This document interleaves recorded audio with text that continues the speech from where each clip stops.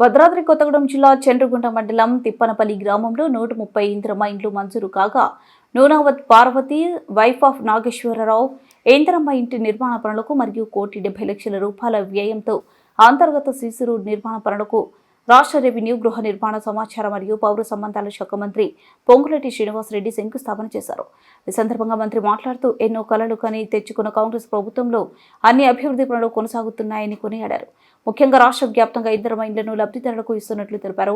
స్థానిక ఎమ్మెల్యే మీకు ఎల్లప్పుడూ అందుబాటులో ఉంటారని, ఎవరు నిరాశ చెందొద్దని అన్నారు. ఈ కార్యక్రమంలో ఖమ్మం పార్లమెంటు సభ్యులు రామసహాయం రఘురామరెడ్డి, అశ్వరావుపేట శాసనసభ్యులు జారే ఆదినారాయణ, జిల్లా కలెక్టర్ జితేష్ వి పాటిల్, ఐటీడీఏ పీఓ రాహుల్ పాల్గొన్నారు.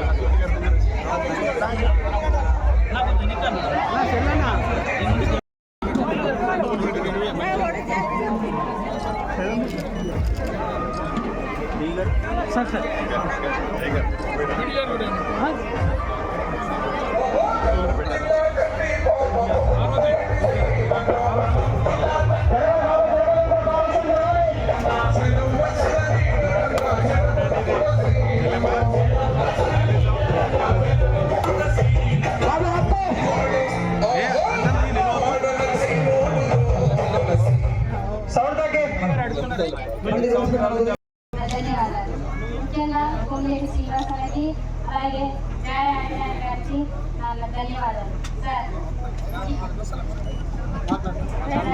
మాకు గత 10 సంవత్సరాలు ఇల్లు లేదు సార్.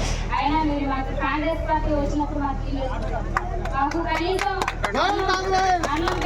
అన్నం ఒడిగా పెట్టుకోవడానికి ప్లేస్ లేదు సార్.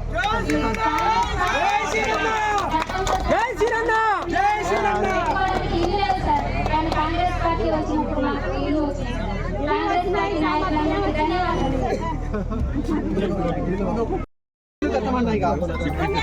అశ్వరావుపేట నియోజకవర్గంలో ఒక గ్రామానికే స్థానిక శాసనసభ్యులు, మీ అందరి అభిమాన నాయకులు, నా మిత్రులు జారా ఆదినారాయణ గారు మన ఇందిరమ్మ ప్రభుత్వంలో ఈ గ్రామానికి 134 ఇళ్ళు ఇచ్చి అద్భుతంగా పేదోళ్ళ కష్టాలు ఎలా తీర్చాలి, పేదోడికి అండగా ఎలా ఉండాలి, పేదోడి చిరకాల కోరిక ఎలా నెరవేర్చాలి అన్నందుకు నిదర్శనంగా అద్భుతంగా చేశారు.